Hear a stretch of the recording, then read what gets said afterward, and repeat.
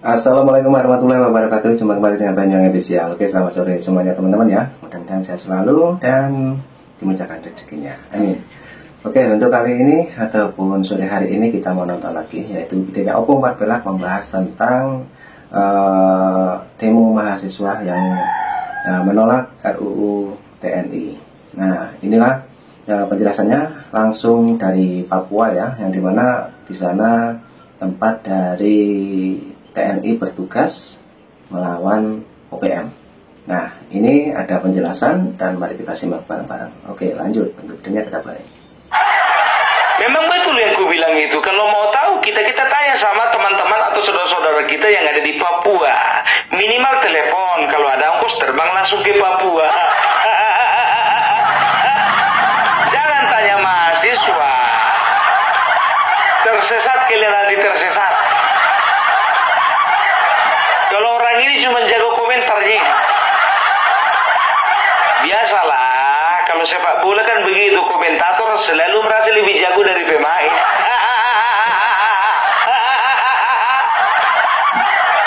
Bahkan merasa lebih jago dari pelatih.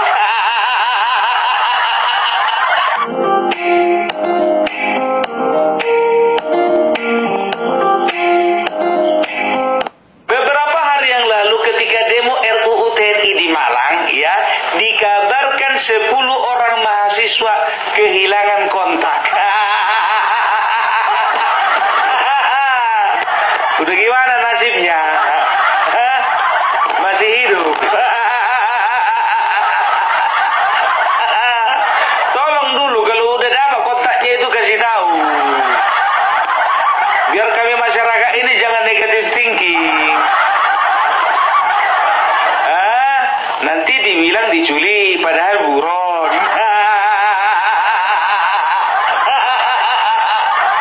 Ya, mana tahu namanya, mana tahu kan, mana tahu 10 orang itu pelaku utama pembakaran gedung dewan. Iya kan, kita nggak tahu ya. Jadi jujur aja aku bilang ya, demonstrasi itu hanya terjadi di beberapa kota ya, Malang, setelah itu di daerah Surabaya, setelah itu di daerah Jawa Barat, setelah itu Cirebon, udah selesai.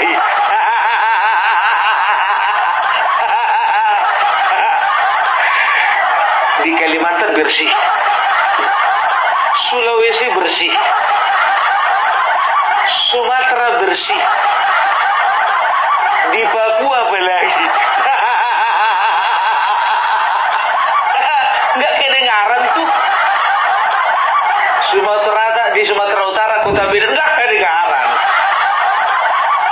Inilah yang membuktikan bahwasanya sebetulnya pergerakan mereka itu ada siapa di belakang. Tidak murni pergerakan seluruhnya.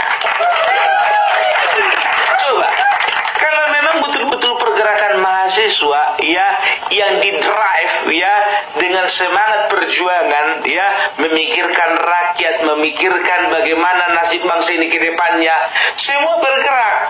Ini kok cuma di 5 kota?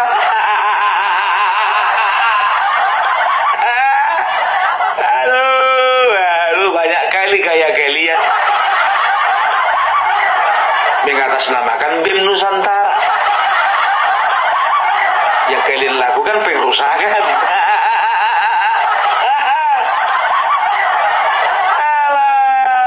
Dan juga dengar kabar katanya terjadi pencerahan ya. Kalian mau demonstrasi atau mau merampok? Enggak aja orang ini memang. Tahu enggak kalian ya, kalau berbicara tentang RUU TNI ya, salah satu masyarakat yang sangat mengenal bagaimana TNI adalah masyarakat Papua. Jadi kalau kalian ingin tahu banyak ya apa yang dikerjakan TNI, tanya sama orang Papua. Jangan tanya sama mahasiswa. Memang betul yang ku bilang itu. Kalau mau tahu, kita tanya sama teman-teman atau saudara-saudara kita yang ada di Papua. Minimal telepon. Kalau ada ongkos terbang langsung ke Papua. Jangan tanya mahasiswa. Tersesat kalian nanti tersesat. Kalau orang ini cuma jago komentarnya. Biasalah, kalau sepak bola kan begitu, komentator selalu merasa lebih jago dari pemain.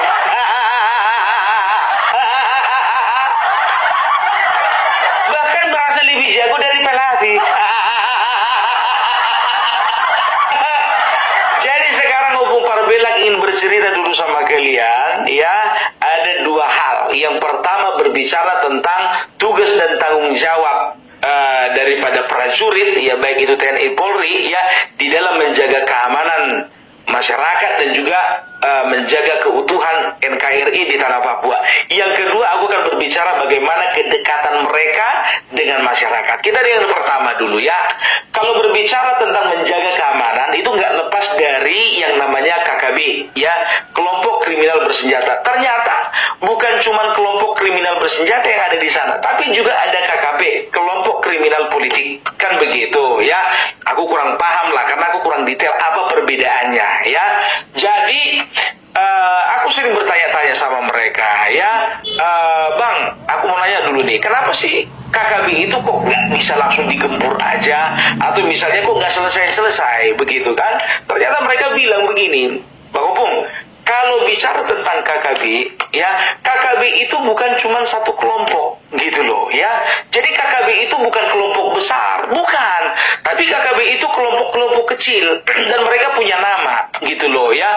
Yang ini menamai dirinya ini, yang ini menamakan dirinya pasukan ini, yang ini menamakan dirinya pasukan ini, gitu. Dan itu ada di hutan, ada di pegunungan, ya, dan juga ada di daerah-daerah lainnya. Dan seringkali mereka berkamuflase, ya, sebagai masyarakat biasa, ya. Jadi aku nanya lagi, memang ada berapa kelompok rupanya di sana, Bang? Aku bilang begitu, ya. Dia mengatakan kalau misalnya kelompok banyak, Bang Opung, ada 10 nggak? Aku bilang, jangankan 10, hampir 30 pun juga ada, ya. Loh, jadi sekarang yang suplai mereka siapa? Nah, yang suplai mereka, ternyata mereka itu punya donatur, mereka itu punya sponsor dari negara-negara asing. Makanya mereka dapat selundupan, ya, itu biasanya kalau nggak dari laut, ya dari darat, kan begitu, ya. Kalau dari darat itu dari PNG, ya, Papua Nugini, ya. Jadi ada beberapa negara, nggak perlu kusebutkan negaranya negara mana saja, ya, karena ini berbicara apa namanya, ya, rahasia intelijen. So-soan Opung inilah. Bukan, ya ini cuma aku nggak mau aja ini nanti jadi hoax, kan begitu. Negaranya ini terangin loh, nanti ada saatnya. Gitu loh, ya. Jadi ada yang memonitor mereka dan juga ada yang mengontrol pergerakan mereka. Jadi mereka itu bukan cuma satu kelompok, ya, dan juga mereka bukan satu komando gitu. Mungkin ada beberapa kelompok, ya, satu komando, tapi kebanyakan mereka itu beda-beda komando, gitu loh, ya. Jadi bisa dikatakan mereka itu kelompok kriminal bersenjata ini sering meneror, ya, meneror warga, dan juga tiba-tiba mereka itu menyerang markas, ya, menyerang pos-pos yang ada di sana, gitu, ya. Jadi ada beberapa daerah yang rawan, ya, beberapa daerah yang rawan itu kalau nggak salah itu di Kabupaten Puncak, Kabupaten Duga, setelah itu Yamohoku atau Yakuhomo itu, ya. Setelah itu Pegunungan Bintang, dan terakhir itu Intan Jaya. Ini daerah yang paling rawan, ya. Dan biasanya, ya, selalu ada kontak senjata, ya. Tahun 2023 biar tahu kalian, ya, itu ada sekitar 204 kejadian yang ada di daerah-daerah rawan tersebut. Nah, ini keterangannya Opung semakin menarik teman-teman, ya, mengenai OPM ataupun KKP yang ada di Papua, teman-teman. Oke, lanjut lagi Opung Parbelak, kita mulai. Ya, dan kita bisa lihat bagaimana, ya, tentara berguguran satu persatu, ya, dari mereka juga berguguran sih, ya. Tapi di sini kita bisa melihat bahwasanya, ya, menjadi tentara itu nggak gampang. Menjadi tentara itu bukan suka-suka kita milih, ya. Kalau mau masuk, mau enggak. Emangnya wira swasta, kan gitu. Ya, salah satunya itu mereka itu harus siap ditempatkan di mana saja, bukan cuma pegawai bengkai gitu. atau pegawai leasing bersedia ditempatkan di mana saja. Ya, prajurit pun begitu. Ya, itu biasanya mereka berotasi itu. Jadi seperti tahun ini, ya Kodam Bukit Barisan itu mengirim sekitar 850 prajurit yang akan ditempatkan di seluruh daerah Papua. Kan begitu, ya. Jadi itu semua masing-masing kodam itu kirim pasukan masing-masing itu, ya. Kodam 1 Bukit Barisan kirim, ya. Kodam 2 Sriwijaya kirim. Kodam 3 Siliwangi kirim. Kodam 4 Diponegoro kirim. Kodam 5 Brawijaya kirim. Kodam 6 Mula Warman kirim. Seterusnya dan seterusnya. Kok hafal lo, Bung? Udah ku bilang sama kalian, banyak kawanku di dalam. Tahu kalian kenapa banyak kawanku di dalam? Karena cita-citaku gak kesampaian jadi tentara. Tapi paling nggak aku punya teman dan juga punya seseorang punya teman-teman yang dibanggakan di tentara. Itu dia. Ya kan, biasa faktor tinggi badan. Itu dia. Jadi itu bukan perkara gampang loh. Jangan kalian kira kerja TNI duduk-duduk.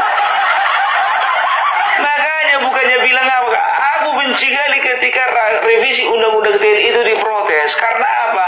Di dalamnya itu pasal 53 ya, itu berbicara bagaimana perpanjangan masa dinas Tamtama Bintara dari 53 tahun menjadi 55 tahun. Kan begitu, koreksi aku kalau salah. Dan juga begitu juga perwira dari 58 tahun menjadi 60 tahun. Koreksi kalau aku salah. Apa salahnya rupanya negara memberikan? Kau bilang ini bukan yang terbaik, tapi paling tidak lebih baik dari sebelumnya. Kalau kau bilang ini belum yang terbaik yang diberikan negara kepada tentara, belum ya. Melihat bagaimana pengorbanan mereka, ingat ya, begitu mereka menginjakkan di tanah Papua, itu artinya mereka itu sedang bertaruh hidup atau mati.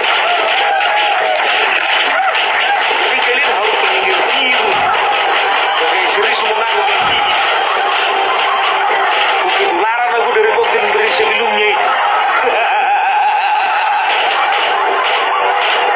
Itu dia. Jadi tak gampang menjadi tentara. Ya, kalian kira gampang-gampang. Makanya aku bilang mahasiswa itu ya, yang kemarin ya aku bilang sama kalian, mahasiswa. Kalau kemarin aku masih ingat kalian ini tentara, kalian bilang apa? Melanggar hak asasi manusia. Sekarang begini, datang dulu kau ke sini, ya kan? Datang dulu kau ke sini. Mereka juga teman-temanku itu bilang sama Bung Par, bilang, Bung, begini aja Bung, coba dulu tukar tempat dulu kami. Biar kami ke kota, mahasiswa itu coba datang dulu ke tanah Papua. Kirim Bung sebanyak-banyaknya. Percayalah, kami akan persenjatai. Ya coba suruh dulu mereka, ya ganti posisi mereka di Papua, kami di kota. Tenang Bung, tenang, kami kasih senjata. Ya kan begitu, 500 orang di Kabupaten Dunga, 500 orang di Kabupaten Puncak, 500 orang lagi ada di Pegunungan Bintang, 500 orang lagi ada di Intan Jaya. Coba kita lihat dulu Bung, mereka masih berani nggak bakar-bakar?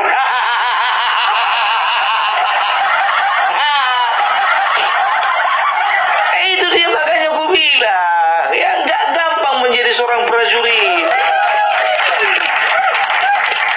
Tahun kemarin begitu ada ketua BEM yang bilang melanggar HAM. Begitu ditantang kau dipanggil ribuan kali dari sama prajurit yang ada di Papua, nggak nongol kau. Siapa itu? Ketua BEM mana itu? Dan juga kemarin itu kalau nggak salah ada salah satu anggota DPR ya yang mengatakan mereka itu adalah gerombolan. Kurang ajar. Tapi sayangnya sekarang anggota DPR itu masuk pula ke barisannya Bapak Prabowo. Wah, kocak sekali ini Opung Parmelak ya teman-teman. Aku menjelang buka puasa sore hari ini, pembahasannya Opung tentang OPM, juga tentang kader-kader PDIP tentunya ya. Oke, lanjut lagi Opung, kita play untuk videonya. Kalau masih di sana aku bel-bel habis itu. Tapi karena dia udah masuk ke barisan Bapak Prabowo, agak kurem-rem lah sedikit.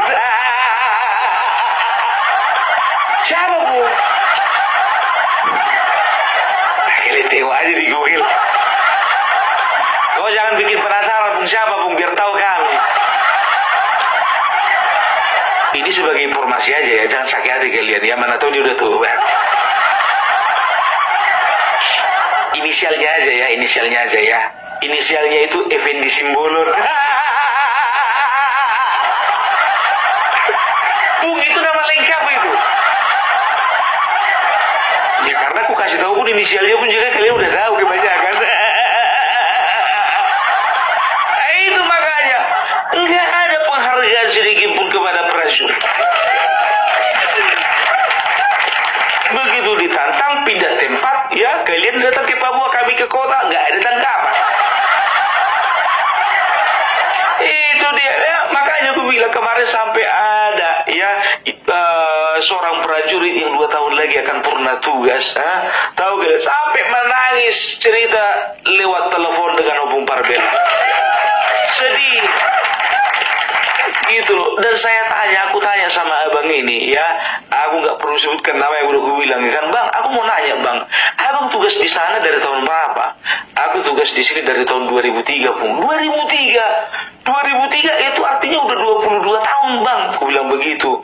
Ya iyalah, semenjak menikah lah katanya gitu. Jadi kapan terakhir pulang? Nggak pernah pulang. Nggak pernah pulang. Jadi bagaimana kalau ketemu keluarga? Iya, keluarga yang suruh datang ke sini. Bayangkan Opung lah, bagaimana beratnya aku bayar ongkos mereka itu kalau aku rindu sama mereka. Aduh, merinding aku ya. Jadi kalau aku tempatkan posisiku di posisi mereka, mungkin aku nggak bakalan sanggup. Betul, nggak bakalan sanggup. Gitu ya. Jadi itu berbicara bagaimana tugas dan tanggung jawab mereka ya, dalam menjaga keamanan di sana. Kita bisa melihat ya, kurasa sudah ratusan bahkan ribuan, kita bisa melihat bagaimana ya terjadi kontak senjata antara TNI dengan KKBI. Banyak beredar di TikTok banyak. Dan aku kadang-kadang ngerasa ngerasa bahwasanya ternyata yang kulakukan selama ini nggak ada apa-apanya dibandingkan dengan yang dilakukan mereka. Betul. Betul. Mereka adalah garda terdepan menjaga keutuhan NKRI. Kita lihat ya bagaimana mereka akrab ya dengan suara tembakan, mereka akrab dengan suara jeritan, mereka harus melihat dengan mata kepala sendiri bagaimana ya teman mereka harus gugur di medan pertempuran. Itu dia, mereka nggak menangis ya, mereka tahu bahwa itu adalah risiko di dalam mempertahankan harga diri NKRI, kan begitu. Ini mahasiswa baru dipentung kepalanya begini aja nangis.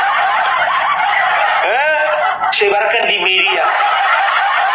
Saya baru masuk situ, kepala saya udah diketok pakai pentungan. Sungguh anarkis ini semuanya ini. Polisi nggak bisa dipercaya, TNI nggak bisa dipercaya. Kau sendiri yang salah, kenapa nggak pakai helm?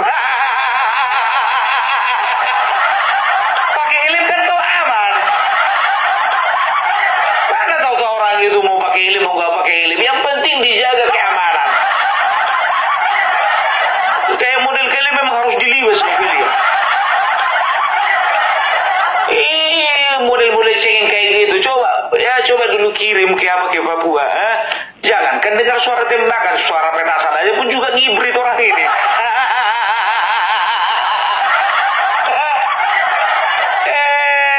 Sok-sok berani, baru pegang bom molotov aja udah bangga.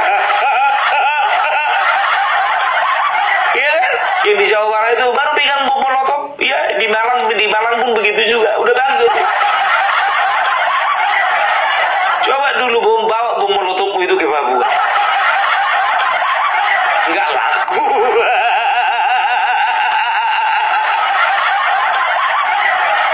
Itu dia. Kita bisa melihat bagaimana ya pengorbanan ya prajurit yang ada di sana. Mereka berkorban waktu, seringkali mereka itu tidur di dalam kegelisahan. Oleh karena apa? Karena mereka harus berjaga-jaga kapan serangan datang, kan begitu ya. Dan juga kita seperti yang tadi itu, banyak dari mereka itu menyaksikan bagaimana mereka itu nggak bisa pulang ya. Ada bapak yang sudah purna tugas itu 4 tahun sama sekali nggak pulang kampung, nggak pulang dia. Jujur pak, nggak pulang pak, nggak pulang katanya begitu kan. Makanya aku bilang, jadi bukan hanya jiwa raga mereka yang dipertaruhkan, tapi batin mereka pun juga dipertaruhkan.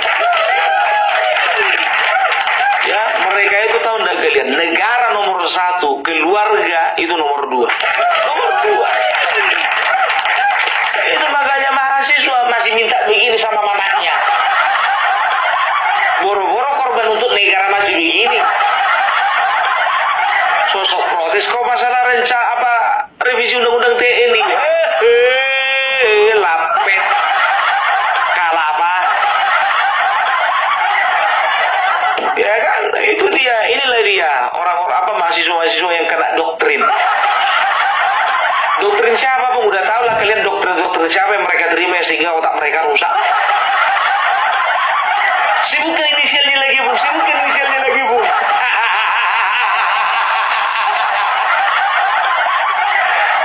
Kalau itu nggak usah perlu kusebutkan, udah tahu kalian siapa.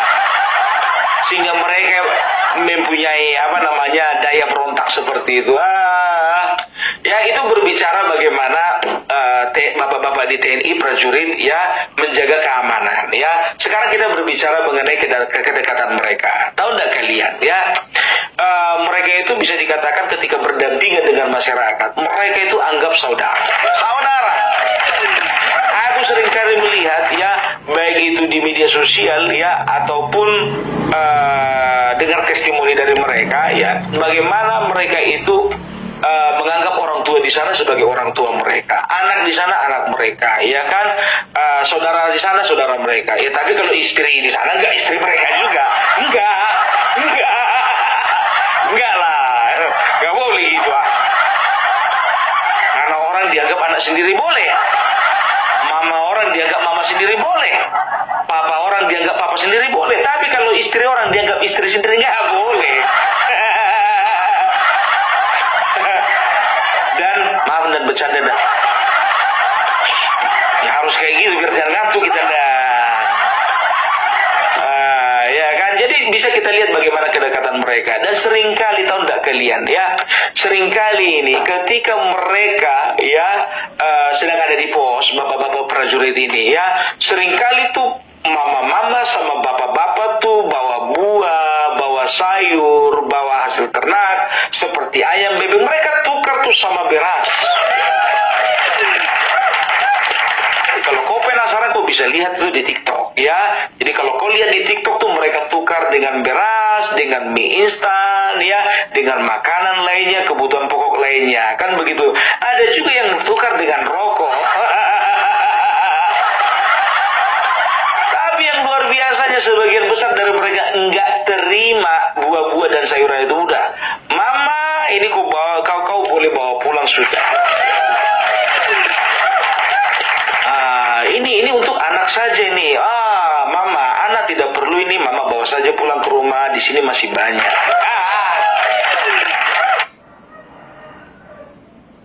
Bapak, saya pulang dulu. Bapak, saya pulang ya. Nanti saya kesini lagi nanti.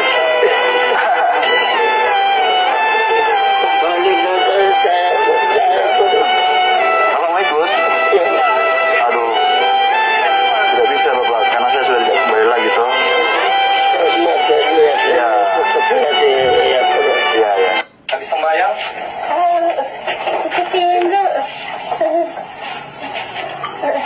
Mau berangkat ini?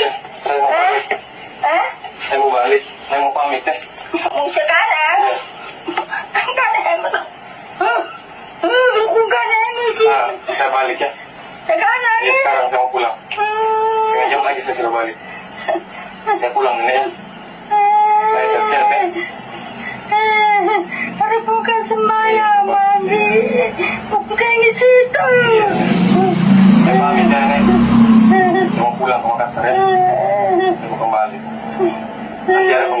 ngaji?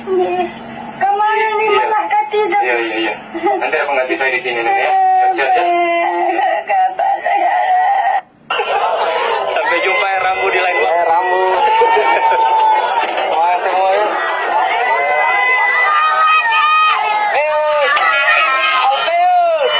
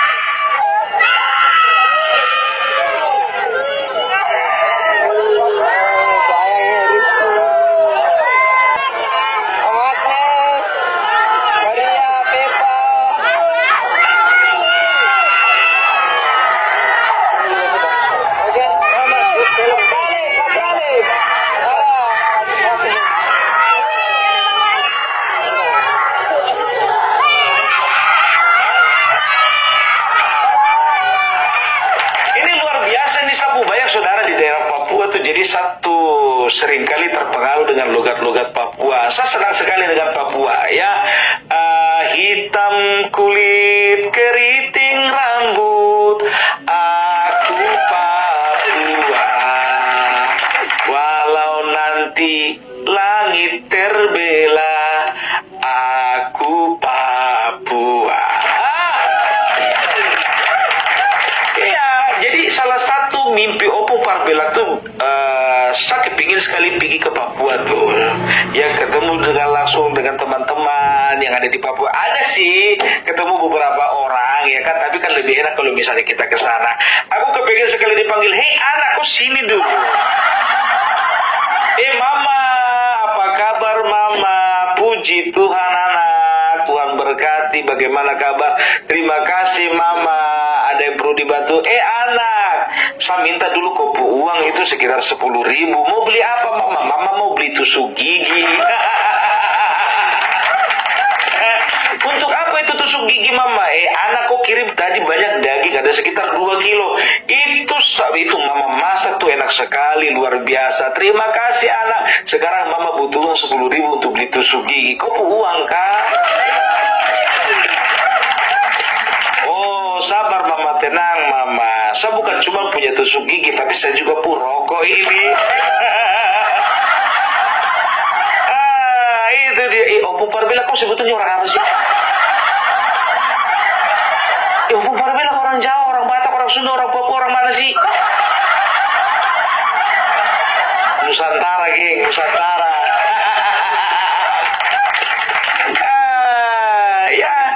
Jadi saya mau bilang nih sama kawan-kawan semua nih, ya, kau harus datang ke Papua. Untuk mahasiswa nih, kau semua tuh kalau bisa kau datang langsung terbang ke Papua. Kalau masalah ongkos tuh gak usah pikir ya, terlalu pikir, kau tinggal minta sama kopu mama tuh. Mama, bapak, minta dulu uang ongkos ke Papua, saya mau buktikan bahwa saya TNI di sana dengan masyarakat di sana hidup berdampingan. Maka kopu mata itu bisa melek, bisa terbuka bahwasanya ternyata yang kau bikin tuh selama ini di kota tuh demonstrasi tuh gagal total, gugur sudah. Karena apa? Ternyata kau menyesal, ya, sudah membuli, sudah menghina bapak-bapak di TNI. Itu dia, ya. Jadi aku akan tampilkan ya beberapa video ya, bagaimana masyarakat di sana, termasuk juga ketua-ketua adatnya, itu sangat mendukung rencana revisi undang-undang TNI ya. Di saat mahasiswa di sana dengan bodohnya memprotes di Papua ya, dengan bijaksananya para tetua adat, masyarakat, bapak pendeta di sana mengatakan bahwasanya kami semua mendukung revisi undang-undang TNI.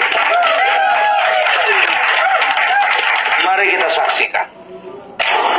Saya Martin R. Vito KSP, Kepala Distrik Kinarwata, Kabupaten Sulawesi Selatan, Provinsi Papua Barat Daya.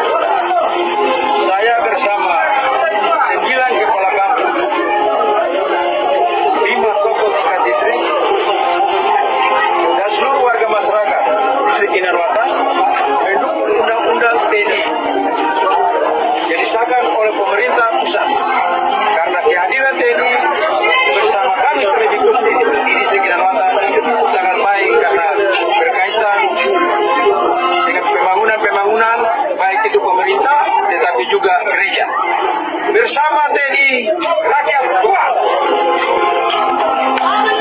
Kami Gembala dan Jemaat YSCA Raja Damai Kota Waisai Raja Ampat mendukung sepenuhnya atas hasil keputusan revisi undang-undang TNI. Kami berdoa agar TNI menjadi garda terdepan untuk menjaga keamanan dan ketertiban serta kesejahteraan rakyat Indonesia. Tuhan Yesus memberkati. Nama Anus Desa, Wakil Dewan Adat dari Kepala Distrik, tokoh masyarakat, tokoh adat, tokoh perempuan, tokoh pemuda, tokoh agama, bersinergi menyikapi dengan disahkannya RUU TNI. Kami sangat mendukung karena kehadiran TNI di tengah masyarakat sangat bersinergi dan membantu kesulitan rakyat di segala bidang pembangunan. Bersama TNI, rakyat kuat. TNI,